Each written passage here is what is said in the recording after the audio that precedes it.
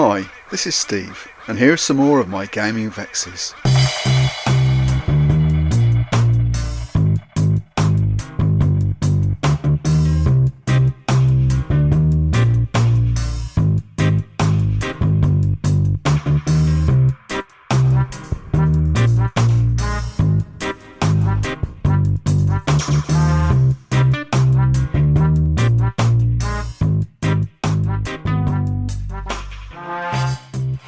Hello, and welcome to another of my gaming vexes, where we document our ongoing mission to at least play, but preferably run, all of the tabletop role-playing games that sit on the shelves in my home office, or Room of Doom, as I call it.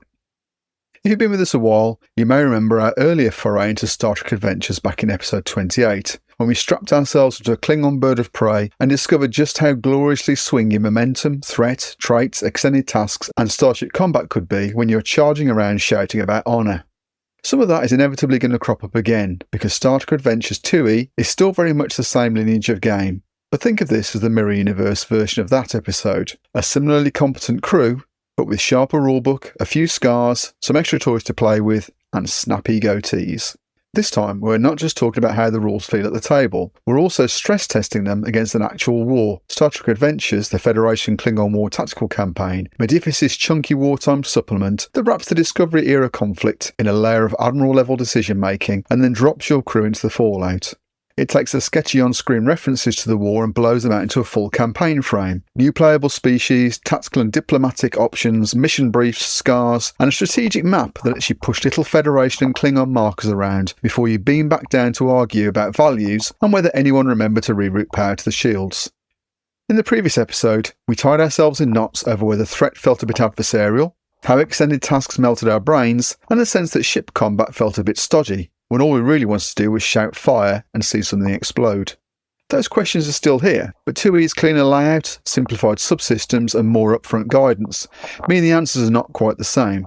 Add the tactical campaign's war overlay into the mix, and you suddenly have to worry about scars, wartime roles and admiralty orders, as well as whether your bat'leth-wielding maniac can cross 3 zones in one turn. The tactical campaign itself breaks the conflict into stages and then hands you a big pile of mission briefs, optional rules and guidance. The tactical campaign itself is built to follow the Discovery arc out of the box, but the designers have been quite open about the fact that the framework can be repurposed for other hot or cold wars, Dominion, Romulan or whatever else you fancy, if you're willing to do a bit of tinkering. As always, there's no show without my fantastic panel of gaming gurus, all of whom are willing to put up with my attempts to pretend that I understood extended tasks without a flowchart. You'll hear some familiar grumbling about momentum economies, tactical bookkeeping, and whether traits are still a daft name, but also some pleasantly surprised reactions to how much smoother 2e runs, and how the tactical campaign's scars, roles, and strategic layer can actually make the whole thing feel more like the show's. Big decisions at the Admiralty table, desperate missions on the front line, and just enough mechanical bite to make those hard choices sting. Before we dive into all that, a few parish notices. If you find this episode helps solve your conundrum as to whether Star Trek Adventures 2e and the Federation Klingon War Tactical Campaign are worth your hard-earned latinum, please consider leaving a positive review on your pod platform of choice. If you let me know where it is, I'll give you a shout out in a future episode. And to our woke turds on Patreon, old and new, thank you for helping to support the show and the entirely unhealthy amount of time spent on Foundry getting the war map to work on a VTT. If you'd rather hurl a few pennies at us as and when, there's also a Ko-fi link in the show notes. Right then, red alert, and let's see whether Star Trek Adventures and the Federation Klingon War Tactical Campaign really do let us wage a war that feels like Trek, rather than just another excuse to push counters around a hex map.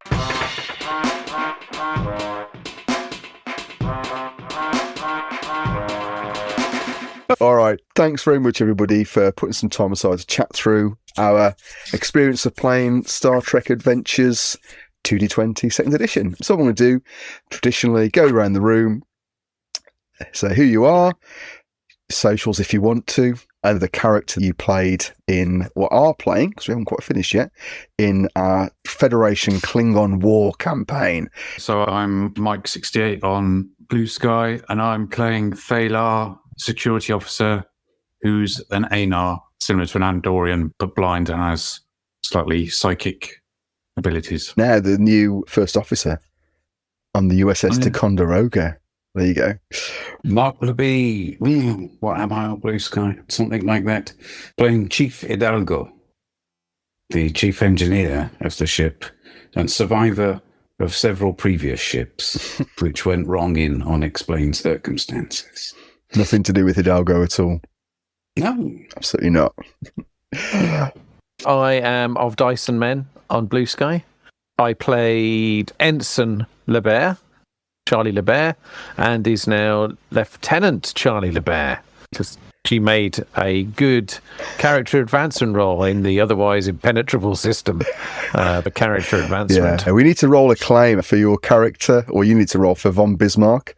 Last time it didn't go well for everybody. Like, the only person who got positive acclaim was Martin's character. Everyone else got the thumbs down from Starfleet headquarters.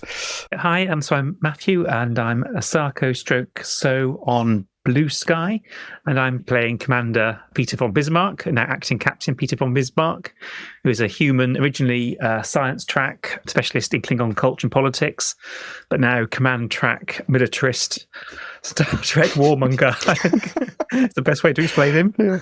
Sounds great. It's working out very well. Okay. And last but no means least, Wayne_Peters, and I'm Wayne_Peters on Blue Sky. And I was playing Captain Carver, our intrepid captain, until he was unceremoniously vaporized by Klingons. And now I just grabbed the nearest crew member to hand, put them on like a bad suit. wow. I'm not sure that's exactly how you'd want to phrase it, but yeah, so what we're going to do, this is our opportunity to sort of go through the second edition rulebook. I think a lot of us have played, or maybe even run first edition Star Trek as well. So I think we can just reflect on what's different and talk it through. So from the top, the core rulebook itself, I mean, it's lovely. I mean, from my perspective, it looks great. What about you guys? What do you think from a presentation perspective? Huge improvement. I always thought both covers on the first edition were unbelievably dull, just really grey and uninspiring. I think one of them was a close-up of the Enterprise D hull, which was just kind of a battleship grey, even though the actual model is these beautiful kind of pearlescent, kind of duck egg green and beige kind of paneling. It was just battleship grey. And then the other cover, the main cover, were the three crew members in this horrible kind of slate grey surrounding. The new book, the second edition books, gorgeous. It's all the colours, and it looks absolutely stunning. Beautiful presentation. Easier to read inside. I actually like that. The amount of ink being used gave me the horrors, but I did quite like the white text and the LCAR's kind of layout on the black background. Yeah, but I do appreciate that the second edition is probably easier to read. Definitely is. I mean, I think they learnt the same lesson with the Alien Evolved edition. They went from something that was mean and moody and looked very arty in the previous one to actually you can use it now. In this edition, you've got sort of a black text on white background generally. And we can talk more about some of the internal sort of how they've organised information. They use an awful lot of tables and flow charts and that sort of stuff because that is helpful in a lot of ways.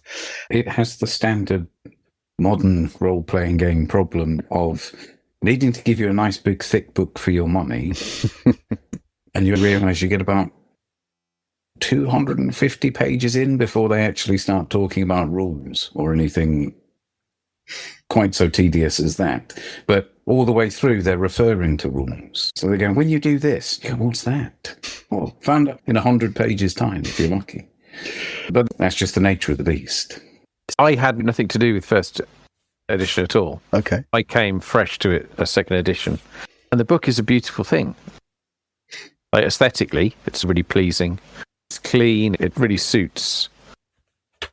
The art is really good all the way through. I think there's lots of good bits and bobs. And it reads really well. I mean, I think on the page, it comes across really well. I've got other views about how that translates to how you play it. But on the page, it reads very well indeed. Yeah, no, I get you. I think that was one of the things that I found when I first got hold of the PDF, when I started reading it, I thought, actually, it flows really well. And I take your point, Mark, about, yes, there's lots of background, but I think the assumption is that people may have seen an episode of Star Trek at some point. And that's you're interested enough to pick the book up, but they're obviously trying to give you quite a bit of background and context for the game as well. So they're not assuming everyone's got a huge knowledge of Star Trek. But there you go. Just to echo everybody else's thought it's well laid out, and the inclusion of the technobabble table is a stroke of genius, I think. Although we don't use it often enough. We should use it more. It's a good thing. I like it. Yes, that was one of the things that we really, when we were talking at the end of the Klingon campaign, what we hoped was in terms of the rule book, it would be nicely laid out, that it would be easier to read, and yeah, it is. Job done. So big tick in that box. Chapter 2 is Starfleet, talking about how it works, etc. Then we go into what they call reporting for duty, which is essentially character creation. This is for main characters and supporting characters. Anyone got any thoughts about character creation in 1E, the breadth of characters available? I always love a light path character creation because it kind of gives you, Traveller, I think Cyberpunk did it as well. And it gives you a kind of a background to your character. It might be a basic framework, but it gives you something you can build around. I like the light path creation in the Star Trek game because it affects your stats depending on where you grew up, in a scientific colony or on a frontier world. So that's really nice. I do quite like the values as well. I think they're quite cool because they're open-ended and useful. If it applies to a situation, it can spend a determination point and it gives you a pre-rolled D20 to a 1. That's right, isn't it? Yeah. So there's 2 ways you can use it. You've got points of determination, then you can act according to your values. One thing that also is possible, which we rarely do, is your value makes your life more difficult for you. So if you say, my value is I don't want to shoot Klingons, that means then you end up shooting Klingons. That makes that role more difficult for you. That gives you points of determination. I think it's very rare that anyone has actually done that, acting against their values. And I think we'll get to this a lot, is the amount of bits, little things that need to happen in the rules to be able to really get the value out of it. I think Charlie had to retreat, and her value was kind of, basically never retreat. So I think she had to do something against her values. I found, again, it's going to come back to my central criticism, which is that on the page, I'm not a big Trekkie, but I am aware of its work. And the bits I've watched, when I'm reading it on the page, that sounds like such and such a character, how they would deal with something. And I can really see how that works on the show. And then when you try and put that into narrative action in the game, I think it's difficult. They've given you a trait, a value, an attribute, a focus, and you might get a scar on top of that. Then there's a department. There's a lot of moving parts to make it, for a narrative game that openly says it's all about the story arc. This is one of my beefs. We'll get to that in a bit. My problem with character creation was just is that a value or a trait or a focus? That may be something that, as you say, like familiarity with the system. So I think having played it a lot now, you go, yeah, that makes sense. I think you're right. If you're probably coming to someone's completely fresh, then it's going to be, actually, I'm not entirely sure what it is, how it works, what difference it's going to make. Yeah, there's a few things to mention. I mean, one striking thing is there's lots of species to choose from. I guess they kind of pulled together some of the stuff in first editions. That's quite nice. I think they're more explicit about being non-Starfleet. You can be kind of citizens or whatever else part of the game. They switched to Strange New Worlds as a default kind of timeline. So for those who aren't Trekkies, kind of just before the original series, so just prior to Kirk and so on. That's also I quite like. So I'm of that generation that grew up on the old original Star Trek. So having back in that period is quite fun. It gives the book much more Trek feel than the Discovery. Yeah, as Wayne said, the first edition was very much around Discovery, Voyager, TNG, I think, wasn't it? I guess the fourth thing just to mention, because we all used it, was that wonderful online character creator, Steve, which is really nifty. So again, that's a nice way to get into it, both to make your main characters, supporting characters, and starships as well. We used it for. You can use it for anything, really. I mean, that online generator is amazing. And I think we might have mentioned it on the previous episode, but when you create characters in the online generator, if you're using Foundry, you can actually just import them straight into it. So it actually makes life a lot easier. I think Strange New Worlds as well. I mean, it's got that whole aesthetic, hasn't it? With the way it looks on the front cover, it strongly reminds me of that whole sort of look of Strange New Worlds and that sort of cleanness thing. It's pretty sensible to link the new edition with a current release rather than something that's getting a bit old now. That made good sense for marketing. Completely. You also plug Wayne's excellent figure generator. We use that for our images of our characters as yes, we do. Put a link to that in the show notes. Do you want to tell us about that, Wayne? Any further development work on that? It's been dormant for a while. The online app I made for creating paper figures, which Right. is in Star Trek uniform. I had great fun creating isometric figures and then adding them to Foundry and making a very pretty bridge display. Any other thoughts for anyone else? Only to say if we hadn't had the online tool, I'd still be doing it. But no, it was fairly straightforward, and then doing the secondary characters was quite attractive. I think there was a little flurry where for about a week everybody was going, oh, I've just added 2 or 3 more. Supporting characters all over the place. Secondary characters are super easy, aren't they? Because they're just basic stats and that's it. Yeah. Mhm. It's really fast. I think the system allowed me to create the kind of character I had in my mind. See, it worked Yeah. quite well. I mean, for all the points Martin made, you still feel there's sometimes a bit of a lack of granularity sometimes in other ways. The skills are quite broad brush. But other than that, I guess that's where you focus is trying to hone down a bit on a specific niche you want your kit to fill. But yeah, I felt it worked well. And I think that's what they've tried to do in this version, be a bit clear about what the focuses are. It was very much all over the place, but they give you a sort of tighter set of options to choose from. There are no skills as such. As say, it's the focus that allows you to sort of get if you roll particularly well, you get a particular benefit from it. There's also another way of creating characters as well, beyond your standard working the life path approach. There's creation in play, which is an option. We've never used that one where you can basically throw a template together as you go along. If your character says, I wish I could open this door, then say, have an engineering focus or whatever it might be. And so your character grows in response to what the needs of the scenario are, which I think works really well in a one shot, where you don't need to, that whole thing about trying to create your characters up front so that they fit the scenario. You don't need to do it. Here's a template, here's a scenario, and you make it up as you go along. So I think that's quite a nice idea. Before we move on from characters, talk about character development. It's very similar to 1E, and I think I expressed my frustration with it previously. I honestly tried. I did my absolute utmost to make it work and to make it clear what was happening. I don't know what other people think or what other people's experience of it has been. I'm a bit confused now as to what's the rules and what's Steve's rules. For sure. The bits I like is how the supporting characters develop and how the fact we can improve the ship. So those are 2 positive things. Character development's a key part for RPGs. I think you can't, I know Traveller says you're just the same, whatever, but I do think there should be some growth in your PC. I absolutely agree. For supporting characters, every time they appear, depends on the size of your ship. The USS Ticonderoga Constitution class is scale 4, means you can act in every scenario, you can act up to 4 supporting characters. Can be any ones you like.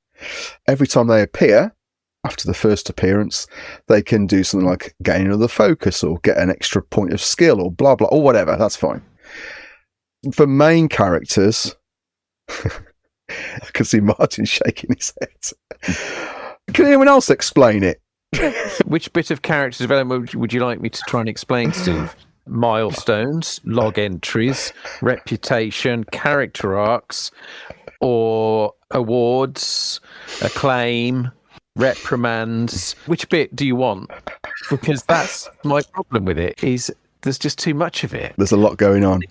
And again, when I read about milestones, I was just, this is fantastic. This is great.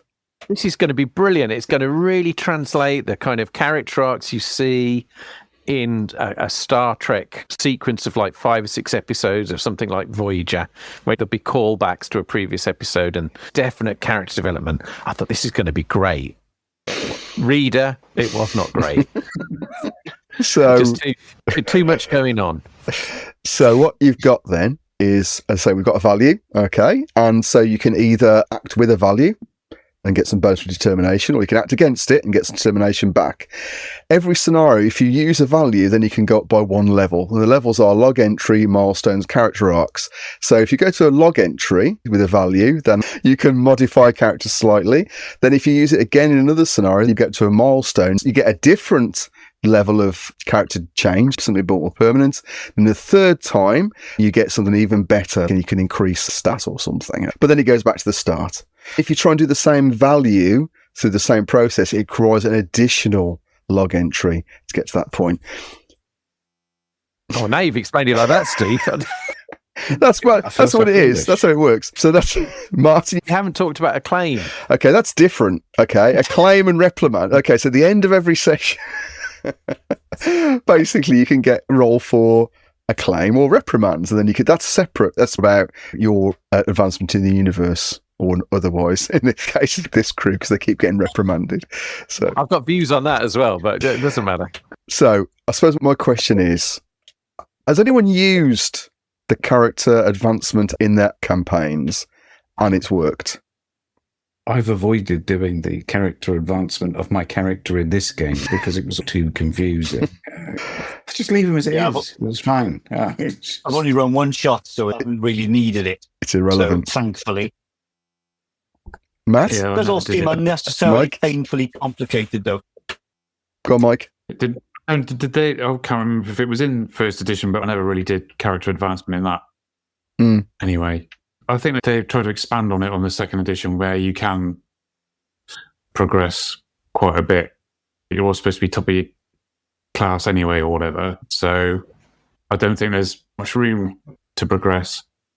But I think they've tried to make it easier so that you can sort of advance a bit more. Whether it works or not, I don't know. When I ran one, I used to not just use it as written. I would say you can swap some things around if it's not working for you. And then after a bit, I'd say you have a focus or a talent or an extra point. So very much made it up. So in the interests, I like thinking the best. They clearly wanted to write an advancement system that was linked to narrative. In the one episode, you would find something you were really afraid of. In the next episode, you would use determination to try and overcome that, and that would help. And then in the third episode, you might have to face that fear again. That seems like how they were trying to do it. Yeah, it makes sense. But the mechanics of it just got in the way of that. What could be, essentially, it should be good role playing. It should be like, oh, yeah, I'm going to try and work on my character's fear of this and build it into how I play the character.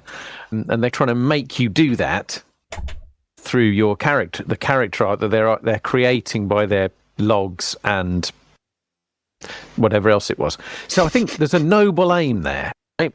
There's a noble aim to try and link advancement to a narrative arc, but it falls short, I think, in reality. I repudiate that point because, I mean, what twisted mind came up with the idea of reprimand points that you then have to spend? It's choose your own demotion. I have to say there are two in there in the reprimand table that you can buy, one of which is a variable cost and it's called gain apathy, which I feel I achieved every time we went through this. Eventually getting to the point where I could spend 2 points on shame by association. There's a whole process.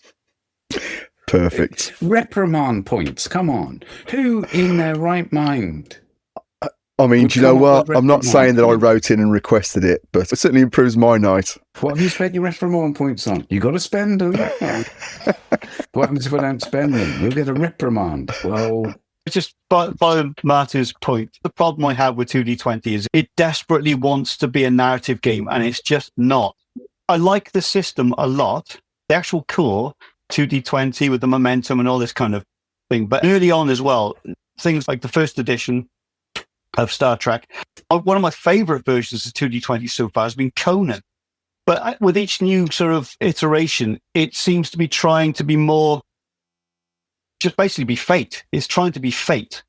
And it's not designed for it. I just don't think the things that it's adding in and the way it tries to promote itself as a narrative game or get you to play in a narrative way, I just don't think it works with the system. Yeah, I think we'll probably come to that a little bit more when we talk about the rules for combat, etc. But yeah, just coming back to what you said, Matt, about how you did it when you ran in one. I mean, we've just defaulted now to pretty much that, which is every now and then I go, have an upgrade, do something with one of your characters. And I think that's just a much easier way of doing it. We did try a special screen on Foundry, but it just didn't work. And I thought it's worth giving it a go, but I would never want to do it ever again because it's horrible. Moving on, we will get to operations, which is the core rules, and we'll talk about traits in a second. We've talked about the characters, the crew, brilliant. Then it talks about your home amongst the stars, your starship. So starship creation, fundamentals, etc. I'm not going to go into the rules specifically for it. I mean, it's essentially the starships mirror characters in a lot of ways. In the book itself, it's beautiful. There's all the space frames you'd expect, like the NX-01 and the good stuff. I quite like Chipper's character. I mean, I know that's not a new invention of this game, but The ship assisting with the roll made me quite fond of the ship. Yeah. Strangely. So Yeah. The way that works. It's nice and simple. I think, we're going to come on to the campaign we've been playing, but I think, as Mark said, the ship's been really important to us because we're essentially in a sort of military campaign. Yeah. So the ship is our protection, our main weapon, our everything, really. So we're all pretty invested in keeping it intact and doing things. So it feels in some ways more important in this kind of game than perhaps the traditional rock up on a planet, explore the planet, go back to the ship type of game, which is maybe the default Star Trek. Yeah. And I think also because you can, as part of your improvement, however you decide to get to character improvement, you can also purchase stuff for the ship as well. So you can buy new talents for it or whatever it might be. And those can make a huge difference. So, Martin? I don't want to keep harping on about it, but it might have been a better idea when you're talking about acclaim and reprimands to have that done for the ship. So that your ship gets a reputation for daring do or kind of recklessness or solid service. I think that would make you actually buy into the ship even more. As I see it, the acclaim and the reprimands you got as individuals were almost entirely disconnected to how well you did in the mission. It's all down to dice rolls, wasn't it? It's just crackers. If you have a total successful mission where everyone thought you were great, we got 4 reprimands. And there was never any kind of, again, going back to the point about where's the narrative in that? It's just like, here you go, have 4 reprimands. But we did really well. That's not what the dice say. Sorry. So, the supplement with the grievance process. That's next. I did feel that HR was on our back. I didn't realise Starfleet was such a HR heavy. I should have realised really, but yeah. So I vote for ship reputation. Would be an improvement. I think that makes a lot of sense, actually, to be honest. Yeah. But then again, LeBear wouldn't have got her promotion, would she? She'd be an ensign but that forever. makes no mechanical difference at all, does it? So no, not at all. In a way, my personal advancement is irrelevant because the way it's set up is... You socialist. Well, that's, that is what Starfleet basically is, isn't it? Yeah. Sort of a narco-socialist sort of borderline... Post-scarcity, that's what it is. Yeah. Yeah. Cool. All right. Anyone else on jumping up on starships before we move on? There's not many space frames in the core book. You do have to really buy the Games Master's kit to get a lot of the TOS, Strange New Worlds type ships. I suppose the thing to say is, obviously, there are tons of supplements out for first edition, and there is the Utopia Planitia shipyards, and also the Klingon core book as well, which has got tons of space frames in. They're all backward compatible, so you can use all of it. It's not that different to 1E. There are some differences mechanically, but the stats are pretty similar. So if you've either got those supplements or you're willing to get them, probably on PDF now, you can get hold of them quite easily. There probably will be a supplement coming up, I'm sure. Spaceships, 32nd century spaceships or something horrible like that. So anyway, okay. The next chapter is for technology and weapons. The approach they use in Star Trek is pretty straightforward. In fact, there is a supplement. The technology supplement, is that what it's called, Mike?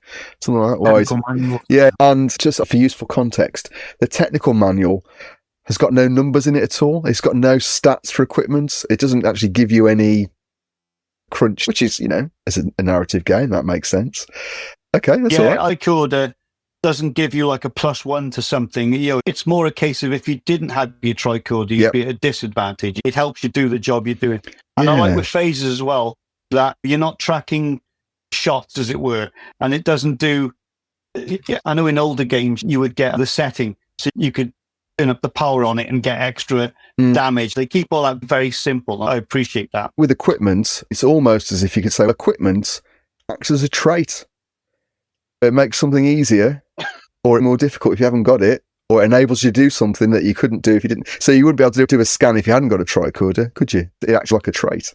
The supplement itself has got lots of pretty pictures in, so there's nothing wrong with that at all. If you want crunchy lists of guns and whatever, this is not the game for you. Right, now we're going to move into operations, the game itself. So,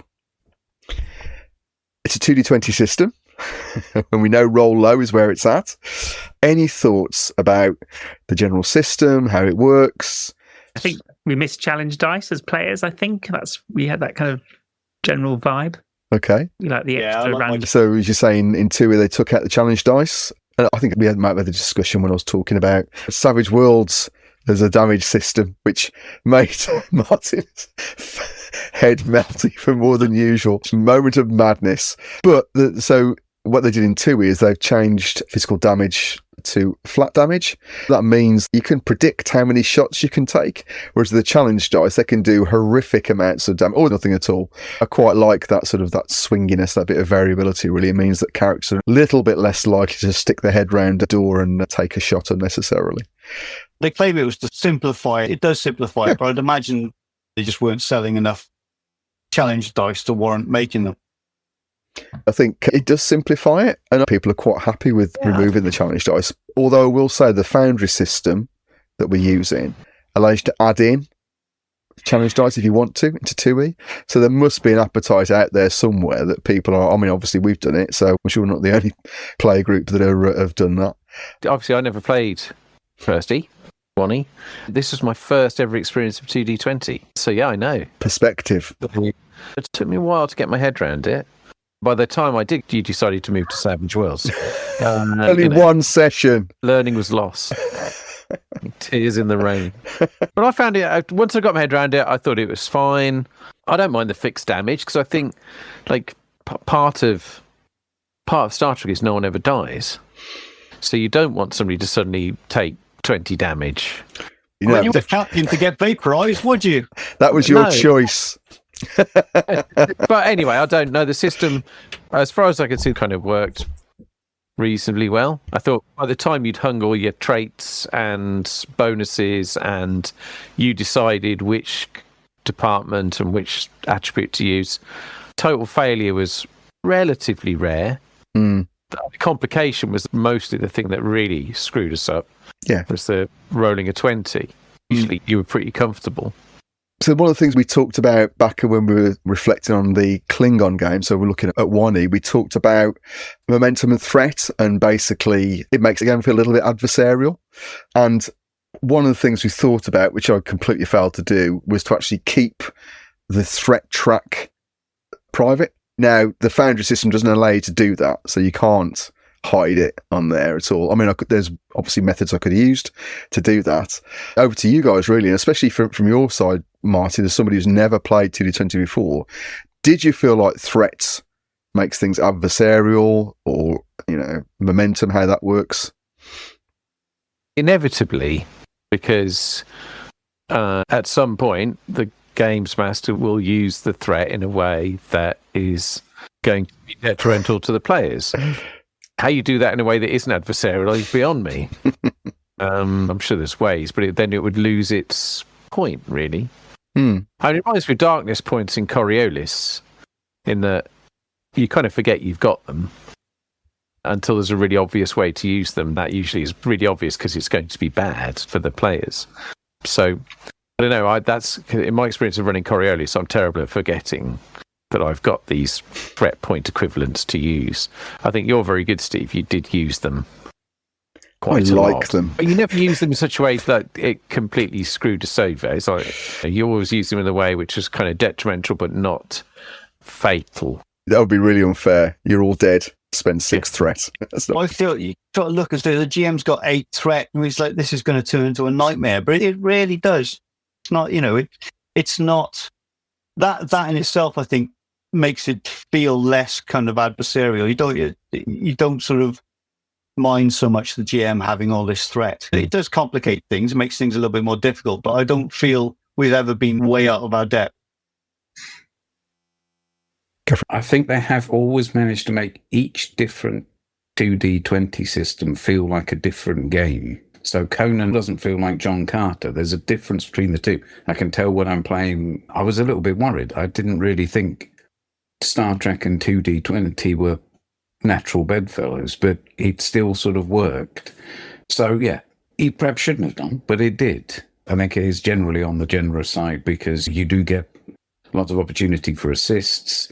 You get the ship assist, and there's ways of operating your things through skills. But one of the things I noticed, I wouldn't do this in Conan, where to activate several of our skills, talents, whatever they were, you pay 2 threat to do it. Your trait, yeah. Your trait, you pay 2 threat. to buy a dice, but if you buy a dice that way, you get a free re-roll on it.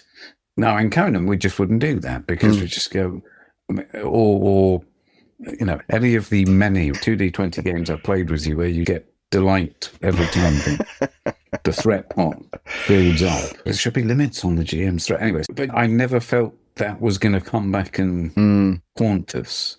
Because in the end, you're only ever really going to use it to make a narrative point. And I agree completely with Wayne, this is not a narrative system, but to try and do something that would reasonably happen in a Star Trek episode. And I think the main point about threat is it just makes life more difficult. That's all it is. The idea is it's meant to be narrative interesting, or it causes something to go wrong at a critical time. But you guys, your characters are so, as you said, you're top of your game, you're Starfleet, you got this Paradise huge starship behind you. You're going to succeed. At the end of the day, it's just, how do you succeed? That's the mystery, isn't it? Before we dive into traits, and I'm going to let Wayne go off on one about traits in a second. Has anyone else got anything they want to say about the system?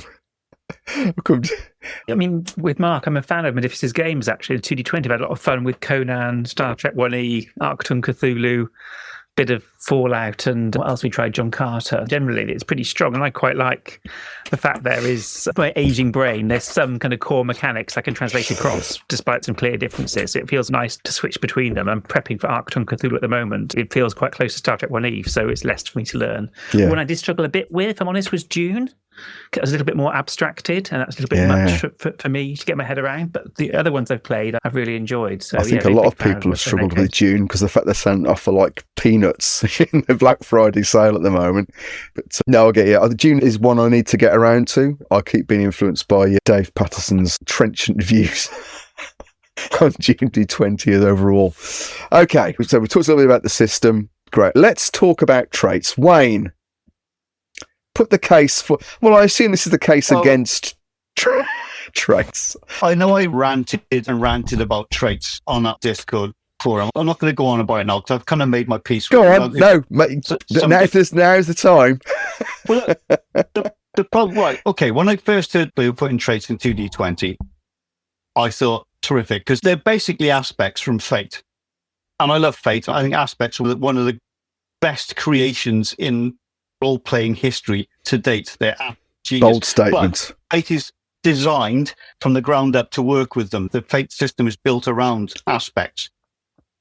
Traits have been nailed onto the side of 2D20 to make it more of a narrative game, and they work, but barely. I just got really annoyed when they were promoting the second edition and going on about how traits were now the backbone and said they're the most important thing in the game. You can drop them completely from the game and it makes no difference. They're a handy tool.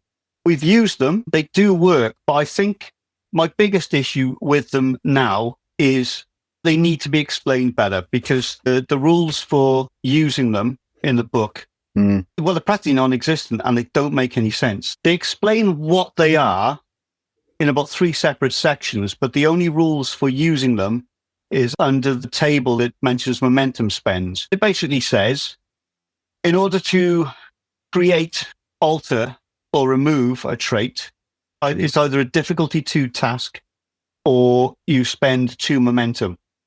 The way someone explained it to me on a forum was that the difficulty is dependent on the task required to change the trait.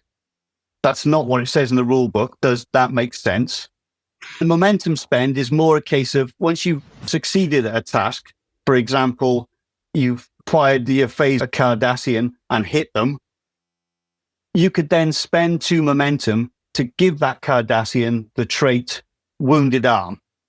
That makes sense. Again, that is not mentioned anywhere in the rule book. They're a nice idea. They need more work. Does that feel better now you got that out? Great stuff. Anyone else got thoughts about traits, how we've used them here, or even how they've used them in their own games? It begins the 2 minutes of hate. Everything that Wayne has said is correct. They just felt tail on. It's even worse than that, because characters have traits. Equipment has traits. You were right to say the tricorder has a sort of binary trait that says whether something is impossible or no. You can't do it without, and therefore that. And I think somebody was quite pleased with themselves when they said, "Oh, we've put traits Because there's about 400 mentions of traits in that book. Yes. I know, I've gone through all of them trying to understand it. And I still don't. But yes, this whole thing about you create it and then you have to spend 2 to add potency, which the potency argument, I think, sort of, again, makes sense. One day they say is between smoke and thick smoke. So you could have spent some threat to make the smoke thick smoke and for narrative purposes. In that instance, it would be traits come in and say, make things more difficult that are maybe more difficult by smoke. So if it had thick smoke and it was potency 2, trying to see would be, any task would be difficulty greater, whereas the tricord would be unaffected because it's obviously... Anyway, that's technically how... For another 2 threat, you could have made it +1. You could have been looking at +3 or +4 difficulty. And what we're not talking about now is it's not an adjustment in the D20 roll. It's the number of successes that you have to get. And this makes things markedly, because you start to then run into the number of dice you can actually roll. Whether you can realistically get these successes. There is a mechanistic problem with the way that those are implemented, where they don't have a bounded ceiling. I think you tried to do them in the sort of spirit of the narrative flow of things and didn't abuse them in a way that you could have done. But then, some of the things that the player can do with it. So in the case of that thick smoke, I just spend 2 momentum to make it thinner because I brought a hand fan with me or something. but I'm still having to spend 2 momentum. It's not anything clever. So no, we could have lived without them, or maybe we just need to have an agreed better way of doing it. Yeah. Which is not their system, but something that we like better. I feel like we've sort of made our peace with traits to a certain extent, haven't we? Because when we first started gaming with him, it was like, does this work? And I think now we roll along pretty well in the session. We go, well, there's lots of Klingons come in. That means this trait is lots of Klingons too, or something, or whatever they're a bit uncertain about you. Uncertainty 1, and then use some threat, or you can make some rolls to change that. We sort of roll along, but it's almost like we skate over the surface without really worrying too much about whether it actually works or not. Because they're not that important to the game. So I think we just naturally de-emphasized it. We're just bad at it. Maybe we are at fault. I think all GMs will increase the difficulty in certain contexts and will decrease it if player agency does that. So in some ways, it's what we should all be doing anyway in gaming. They're just giving it a bit more technicality in the rules, which for some reasons, as Wayne is quite right, it's useful in Fate, but maybe there's enough crunch in Star Trek not to need it. You could just, as you say, literally there's more Klingons, or we're overwhelmed, we increase difficulty to 3 or 4, or you take threat or whatever it is. There's other ways to do it, another label. As Martin's already said, there's quite a few moving parts. They could probably get rid of a couple of them. Because obviously, Matt, you've run 1E. Did you use traits a lot in that sort of system, or was it more of a... the usual things was, atmospheric disturbance to make the sensors a bit harder. But to me, just really giving a label to something that was narratively there in the scenario or something like that. When you're making a check to fly your shuttlecraft, use your transporter sensors or something like that. Or as Mark said, cover or visual obstruction in combat. But I've just done it anyway as a GM. This is a bit harder because of this. Or as Wayne said, it means you have to have a certain bit of kit to be able to do it. It means you can unlock the door with this certain key. There's an awful lot of time spent just trying to describe something in the rules, which probably of this quite relatively simple.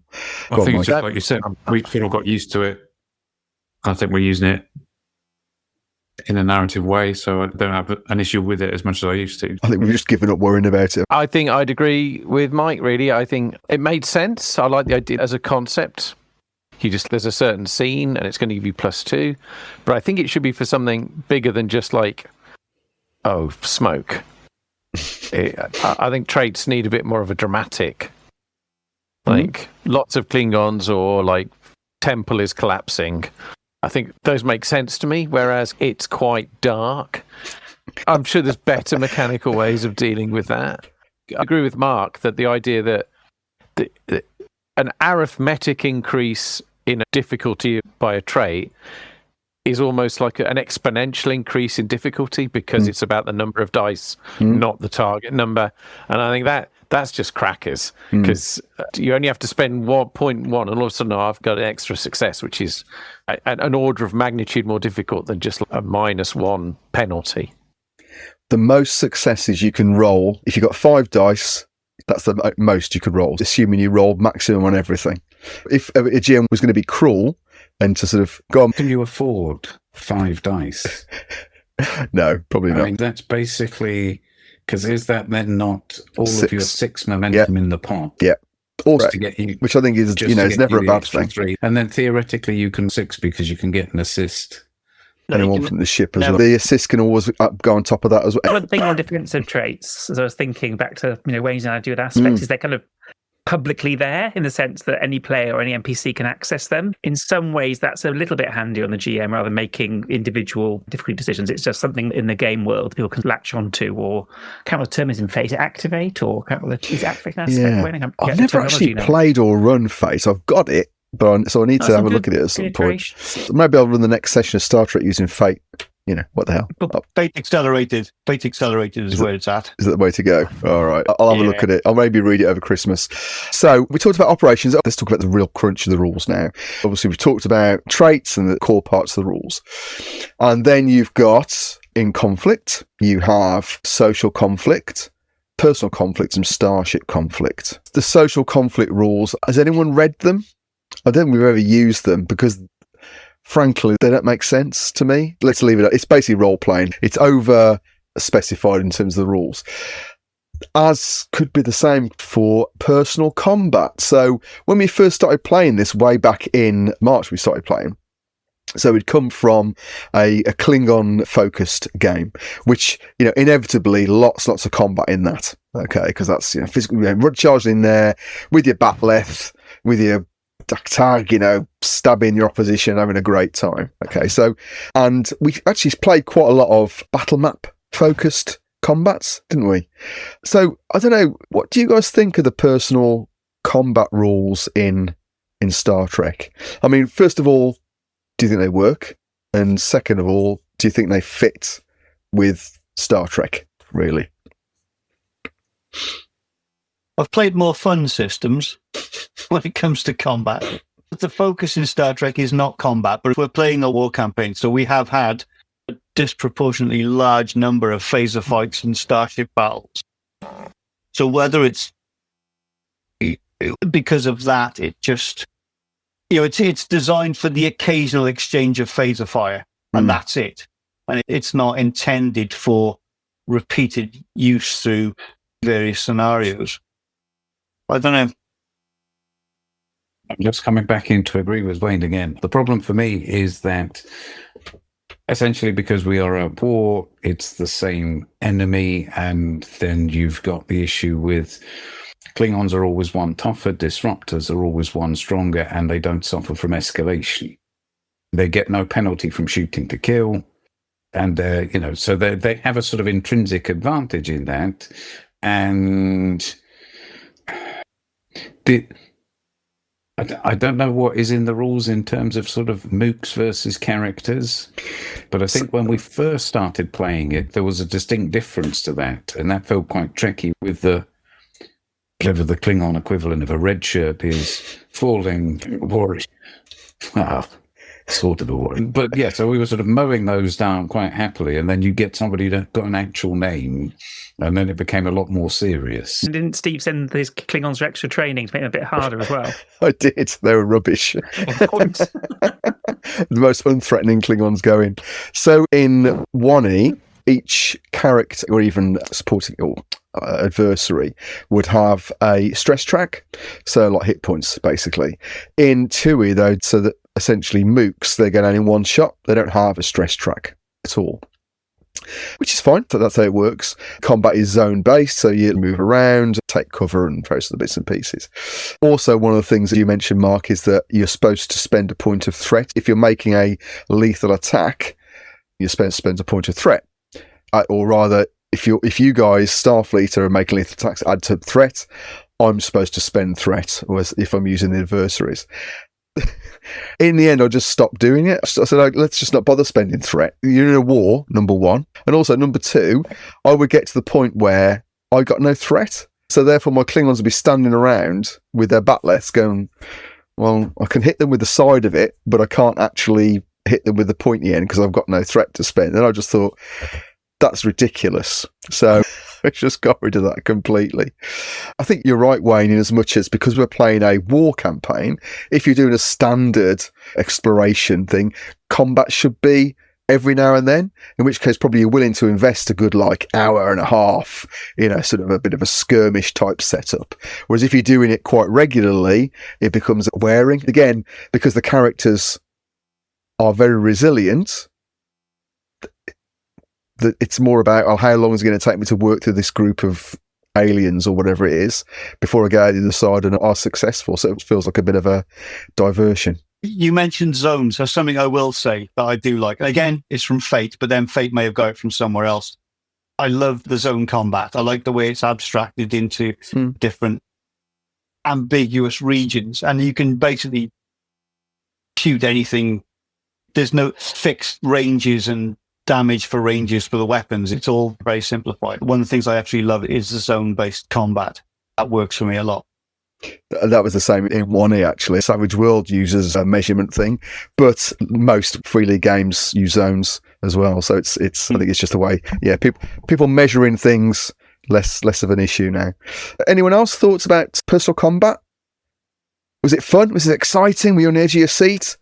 Yeah, I think it's fun. Like in the TV series, if anybody got hit by a phaser or a disruptor, if it wasn't on stun, they'd be disintegrated. But you could throw somebody else in front of it, which isn't Star Trek either, but that's one way of dealing with it, I suppose. But on the whole, I quite like the combat.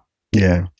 And I did like what you did, Steve. I mean, I'm not a great miniatures maps person when I run games, but I really like the Foundry setup, the little, online tactical grids and the sound effects you did. So, that what got the little kid inside me excited about Star Trek. So that was cool. The presentation of combat was great. Yeah. I mean, I was disappointed that, because my knowledge of the series is if you got hit by a phaser thing, you go flying through the air. There was a disappointing lack of that, I felt. I think that's why we introduced effect dice, or the D6 things, because they will do things like knock you down or melt you or whatever it might be.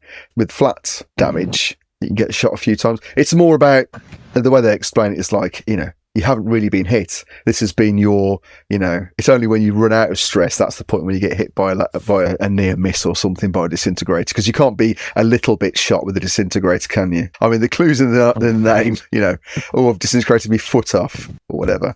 Captain Carver, wasn't it? That was all part of the fun. Those weapon effects are still there, but you pay momentum for them instead of getting an effect on the roll on the challenge dice, which is not as much fun. You roll the dice and go, whoa, look at all those effects. That's all fun. And it's because it's a war campaign. We did a lot of personal combat, and I just found that it was just, from my perspective, it looked like it was dragging a bit. That it just felt, okay, we're going to do another combat. So what I did was, I'm sure you've seen this, I actually pinched something else, which is, I think, less controversial from Savage Worlds. Pulled the dramatic encounters in.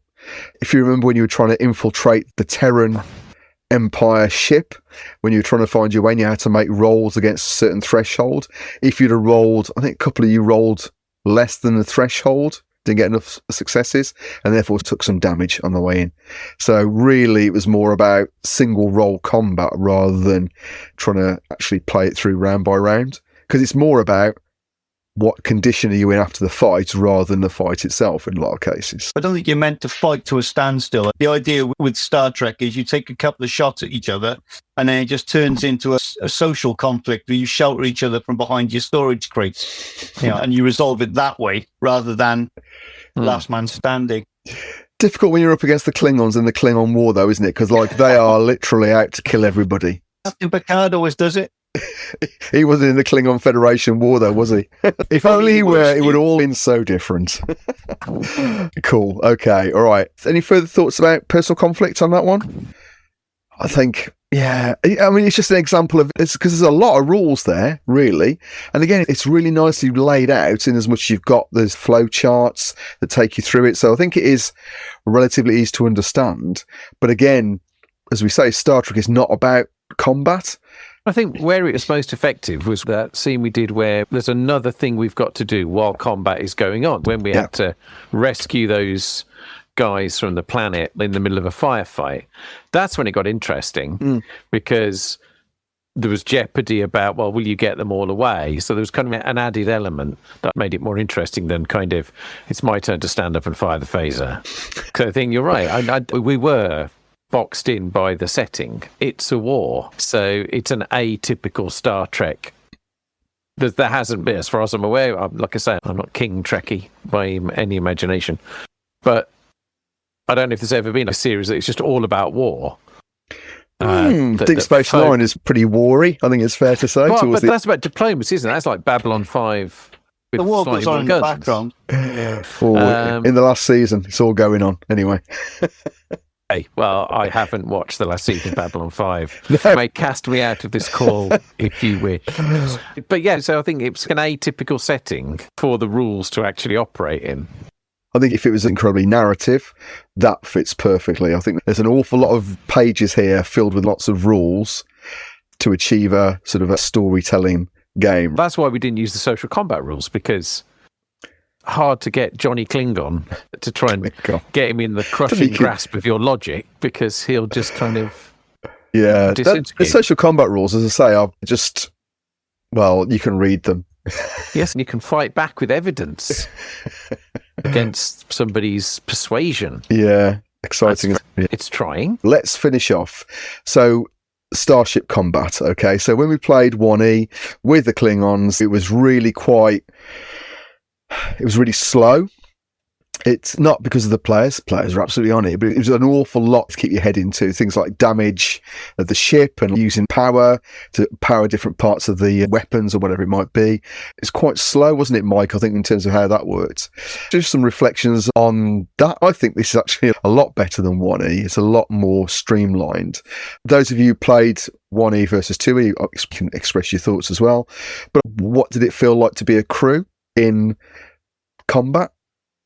I think we improved as players. While we were just doing random stuff, then we realised how to work together and use particularly the helm and the tactical officer in synergy worked quite well, and making sure Mark's engineer was there to repair shield, give us extra juice or allow us to escape if needed. So it felt like during the course of our campaign we've managed to get the rules to work in our favour and think more tactically in how we play. I always feel like a kind of push your luck game, because we're always fighting these Klingons. I'm always thinking, do we bug out? Can we take them on? Should we push it? And I'm always going to go a little bit hard on it. It feels more risky than the personal combat, certainly. Which is weird, really, because you're wrapped in a huge starship, so you should feel safer. Yeah, but I like the fact that it's character focused, that it doesn't suddenly turn into a miniatures game. The actions are based around the characters on the bridge, and you actually act as your character in Starship Combat. I mean, it's that kind of focus. That's really nice. I think that's right as well. It should be like that. I sort of missed that a little bit, because I thought there could have been a bit more of that, or felt that there was going to be a bit more than that. Because, again, typically in Star Trek, it's a one-on-one duel between two ships. So it's very much more ships of the line and detailed things happening. Whereas, because for some reason, every mission we went on seemed to be deep behind enemy lines. Is it because you chose to do it? Klingon shipyards and this sort of thing. And you go, yes, well, there's 6 ships, pardon. 6. And they all get a go, do they? Oh, yeah, they all get a go. They go, right, well, this is why it was necessary to be reactivating people and inventing new maneuvers, which do not have a name and will not be discussed. Yes. And drones. Don't forget the drones. Direct action, where I could get Mike's character 2 shots. That was quite nice. Yeah, that was always very effective. Mike's character is very effective on the phases, it must be said. What do you think, Martin? I was just reflecting on our experiences trying to do ship combat in The Expanse, which was painful. I think you're being a little harsh. I thought ship combat in The Expanse was okay. I agree with Wayne. It should be character based, and that's really good. You all had your little post. I think from Charlie LeBaird playing her, it got a bit repetitive, because it's like, well, I'll just do evasive maneuvers. So it did get a little bit. You got stuck in a bit of a rut, always doing the same thing, because you could only do one thing at a time. You couldn't evasive maneuver and then turn it into a Crystal Palace style counterattack. You had to just either do evasive maneuvers or attack.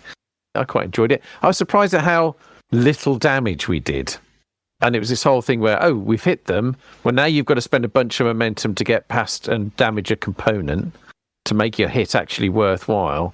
So I was surprised about that, really. I thought it'd be a bit more dramatic. But again, we reintroduced the damage dice, didn't we? As in personal combat, we put them back into ship combat as well. So you got a bit more, again, swing in terms of how much damage you could do. So I quite like, we did bring in the fact you could re-roll your challenge die to momentum and add extra damage as well. So it's quite a lot of extra variance it brings in those challenge dice, I think, when they interact with the momentum system. Yeah. Just going back to what Mark said about the idea of it, like when it's a duel and you are trying to outthink the other captain, I quite like that. It's like Das Boot, the battle of wits. The downside is that the opposing captain is me, so that's very easy to outthink that person. Yeah, especially when it's like 10:30 on a Sunday evening and I'm going, I haven't got a clue what I'm doing. So, okay. All right. So I think Starship Conflict, we think actually, it's good. I mean, yes, it's obviously a piece of the rest of it, but actually it's a bit of a step forward compared to 1E. Just quickly topping out the rest of the 2E rulebook. So again, the section on game mastering, there's an introductory adventure. I mean, it's quite good. There's a list of your NPCs, creatures, and there's an index in the back, which is always good. And the PDF is nicely bookmarked. So overall, given what we know, thumbs up-ish or thumbs down? What do you reckon? Ever having played 1E, this is a perfectly serviceable game. It's good. It feels tricky. If we were to normalise for a standard set of more diverse Star Trek encounters. If we weren't in the war settings, there was an exploration mission and a sort of envoy mission and things like that we were doing more in the run, then I think the system would cope with that very well. If just ignore traits, it's fine. First time playing anything to do with Star Trek, and it took me a while, but I generally quite enjoyed it. I think some of that is down to your heroic efforts to make sure the scenarios kind of work. A lot of them did fit, like the one we did where it was kind of the genetic crimes. That did feel like a genuine Star Trek episode where there was lots of mystery, layers of the onion, some unresolved conflict. Fantastic. Really like that one. I think I played both the Star Trek RPGs. Star Trek was a big thing for me when young, because I'm really a great fan of playing in that universe. I think Modiphius have done the best Star Trek RPG. I guess that's the first thing to say. I find it a bit harder to pick between 1E and 2. I'd probably say 2E, but with challenge dice would be my sort of sweet spot. But definitely give a thumbs up for 2E. Yeah, same as Matt. I think we got the right balance with the challenge dice being reintroduced for combat. So, yeah. Yeah, I think it's an absolutely gorgeous looking book. And despite all my griping, I do like the system. I do like 2D20. And I think this does capture the feel of Star Trek, or it certainly can. And I think it is my favourite Star Trek role-playing game to date. And like Matt, I've played all of them. I just wish they'd bring back the challenge dice. But we can do that ourselves. That's right. Okay, so we've been playing 2E with additions and changes since March, and we've been playing the Federation Klingon War Tactical Campaign, which is a supplement which came out for 1E. It was like a companion to the Discovery campaign guide. The idea with this one is playing through the arc of the war. It's pretty good as it deals with the war quite well. So if you've watched Discovery, you know what happens. You know how it all works out. The way they've set it up is you have 3 sections of the war: early war, mid-war, late war. And at the start of each of those sections, or the start and end, you have bookend scenarios. Those tie into things that happen in the TV series. You can show people clips on YouTube of this particular thing and how it fits in between those marker scenarios. You've got the option to randomly generate what happens in the war. So, over to you guys, I think, really, in terms of what that's felt like. We've been playing it for a long time now, so I think we've pretty much got into the swing of it. From your side, what's it been like? What's the rule set like? What do you think of the scenarios that have come out of it? What's the experience been like? I think in the beginning it was a little bit, not quite sure, but then as time went on and then you saw our part in that, it really added for me. I got to quite looking forward to those bits, not least because we seem to be slightly more competent being admirals than we as bridge officers. Brilliant. Great stuff. I agree. I think that when you play a game where you are part of a bigger war, or a bigger cosmic event, it's difficult sometimes to give the players context about what they're doing. And I think this is a really good way of doing it. I suppose if I've got a criticism is that I don't know what the jeopardy would be, because we were just so damn good that we do you know what I mean? Yeah. So I don't know, like, if everything had been gone really badly, like it did when we actually had to roll dice, what would have been the consequences for the good ship Ticonda and the Federation? So I was a little unclear about the jeopardy side of it, but I enjoyed prioritising missions and kind of getting a flavour for what's actually going on. I enjoyed it. I do like the sort of resource management side of it when you're trying to allocate various ships and personnel to missions. I also like the way that because we were able to call back to a previous scenario with one of our missions where we were tracking down a Klingon captain who'd been demoted to running basically a garage in space, and he wasn't happy. And then you went and did him over there as well, didn't you? Yeah, I like the fact that you have a say in the bigger picture. You're playing these faceless admirals at the very top, and then you choose the assets to send on a mission. That gets resolved in broad strokes with a couple of dice rolls. That's really nice, because it feels like there's a lot more going on than just what your character's focused on. The only problem I really have with it is that the elements you have to play with feel very eclectic and disparate. They're very odd. You choose this weird-looking Federation ship, and then Mr. Scott will go with this ship. I feel like they should basically have a ship. This ship is good at diplomacy, and the captain on board is good at diplomacy. So you send that to the diplomacy mission. You don't kind of kludge together, well, this ship up here is okay, and then you've got Lieutenant Moress from the cartoon show down here, and she's not bad at diplomacy. It just feels a bit too random. Yeah. A bit disjointed. Yeah, I think it's been a superb role-playing experience. It's been very grateful. It's been really good fun. For me, I quite like a darker Star Trek. It's kind of tempts the GM trying to think if I can bring more horror elements, but I really like the gritty war vibe to it. It adds a different flavour to the game.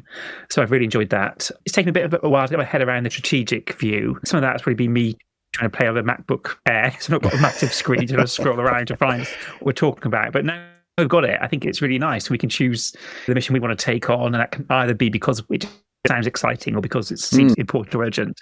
So I enjoyed that bit. Yeah, it's been. I mean, any other experience I can think is like it is playing Band of Blades, which is a Forge in the Dark game. Where you switch between having a strategic view with the commanding officers and then the grunts on the ground doing the actual mission. It feels similarly. You have that sense of buy-in and how things evolve over time and how actions at one level impact the other. So I think it's been really fantastic, and looking forward to coming to the end of the middle phase and moving on to the last phase. Yeah, we will complete it. A couple of points really. The actual supplement, it's not just the campaign rules. Basically, you've got some additional species at the start, and so those are all, again, talked about the character creator. Those are all available in there if you wanted to try those. In fact, the Enar were in that first before they were in 2E. Then there's a section around the gritty nature of war. There's a lot in there around what they call scars, which we toyed with, but we never really got to grips because it was part of that whole values type setup, so we all got a bit lost in that one. And again, it's just one more thing to think about. Essentially, scars are where something bad happens in war and it causes a problem for your character. If that then comes up in play, you get some determination from it. I think a couple of you got scars, but I don't think any of you ever used it to gain determination from. Interestingly, they have brought that through into the 23rd Century Campaign Guide, which is the latest one to come out for 2E. And they spend a lot of time talking about trauma and safety tools because, it's helpful to have that stuff in there. As you'd expect with Star Trek, there's a lot of focus on inclusivity and safety, which is great. The campaign rules themselves, I think, to your point, Martin, that there is no real tie-in between what happens at the strategic level and what happens at the ship level. So, as you know, at the start of every strategic round, you generate a list of, a number of what they call flashpoints, of points of interest. And it could be things like, enemy scouts, or it could be you need to go and do some scans, whatever it might be. And so from a player perspective, you get to choose one of those. There's a whole range of things to choose from. You haven't chosen to do a routine supply run yet. I think there's a challenge there. Probably tribbles. That's how it would work. Apart from the very first round, where you generate points of problems. You identify, as you said, Wayne, these assets, so ships, characters, or resources to sort of send them off to do stuff. It is really quite abstract, and it's meant to be. Watching you guys playing it, most of the fun comes from going, right, we're going to allocate this asset over here, and we're going to do it first. It's a board game, basically, that's been played out. The way I've presented it on the screen is a whole bunch of magic card type things which represent all the assets, and then you guys move them around and allocate them. It becomes challenging only when you start to fail, or if you roll complications. If you roll a 20 on a dice, that causes a complication. So things can go wrong, but you guys have been supremely lucky, actually. I think you've only failed out of 31 missions now. I think you've only actually failed 3, and that was in the very first round. Since then, you've played a further 5 rounds and you haven't failed anything at all up to this point. So you guys are absolutely smashing it at that top level. But is that a structural issue with the balance? I wouldn't like to say. I think the fact that you've got a mix of board gamers and war gamers in the group, optimizing card play is probably a big part of it. I think you've rolled really well. Maybe 1 complication ever. I think you've been extremely lucky plus skillful. But yeah, I think it's quite fun. It gives you that broad context. If it all goes really wrong at that level, then it's not going to make a huge difference to your ship. Maybe if one of those missions reached a certain mission critical point, then you would have to go and sort it out. You wouldn't get a choice of your mission because you've been stuffing up the strategic side of it. So you've got to go, and the Ticonderoga would have to go and sort something out. Yeah, that choice is there. But I think because you've done so well keeping hold of your assets, these things you use to resolve these points of interest, it's never been an issue. You've often got some left over at the end. And that's it. I would just like there to be a bit more kind of, if you do that side of the game really well, there should be a trait, perhaps. This big hand comes out from space and sort of points it and says, you become lieutenant. There we go, or whatever. To echo what Martin was saying, I thought the first time I did it, there was a sort of, I thought, we're going to be in trouble here. And I assumed that as wars went on, this was going to become progressively more difficult. And then we were going to be, in a sort of Star Trek way, making a difficult moral choice between which of these do you help and which do you not. Unfortunately, we had momentum. We literally had momentum. So we earned all these extra resources, and then that made it easier. Yeah. Because that's what I anticipated was going to happen as well. I anticipated that you guys were going to be up against it, because in what you have in the early war, you generate 5 problems to sort out. Mid-war, it goes up to 6. And I thought, they're really going to be up against it. I have no idea if it's a balance issue or not. I suspect that, it's probably a bit of luck and also a lot of good play. It's a board game, so there's a set of rules. There's no narrative bit from I can fudge it. Not that I ever would as a GM anyway, but it's more about, okay, this is what they've got to do. Roll the dice and see what happens. We weren't so smart in that first week or that first go at it. But from memory, we weren't doubling up with ships and characters because we hadn't got them at that point. We didn't lose any resources. We seemed to sort of skate away with that. So if we didn't solve the missions, the urgency would creep up and something bad would happen, as Martin said. So that was my assumption. We had to try and keep all these things closed down, as it were. So I was going to say that, so the tactical problems, so they've got an urgency. So if you don't sort those out, then they become urgency 2. As they escalate, it causes more issues. You guys have either sent the Ticonderoga to deal with a high urgency, or you just solved them. So because the rolls were there. If you roll a 20 in a complication, that means that some of your resources can be at risk. So you can lose those things, but you just haven't. Again, good dice rolls, happy days.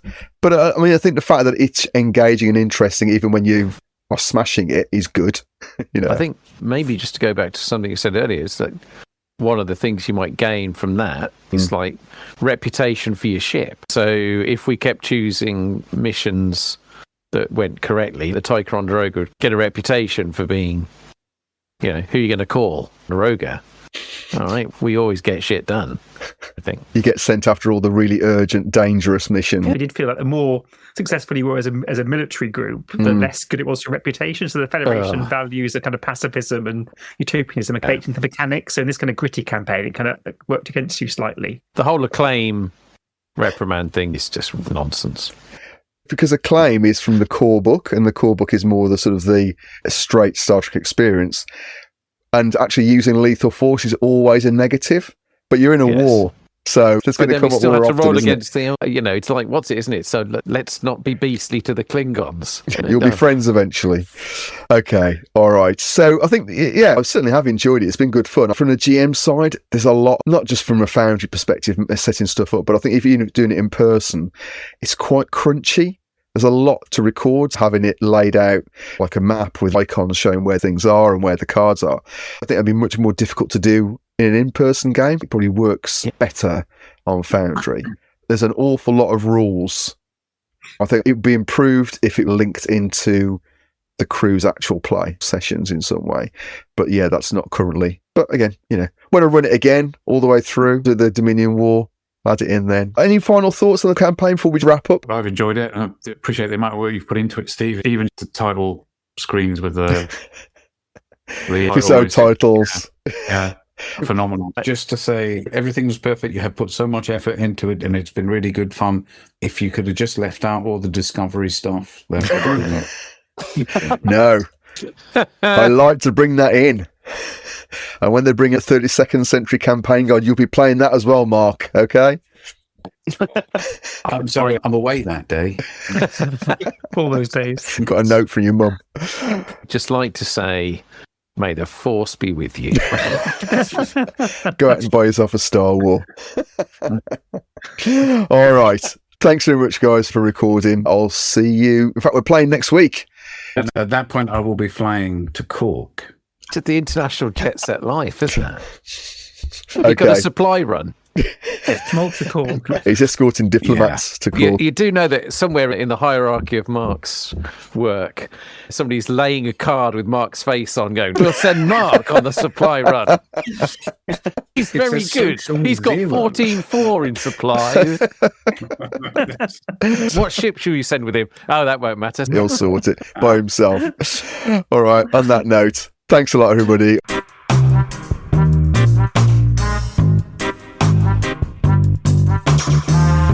Thank you for listening to another exploration of my gaming vexes.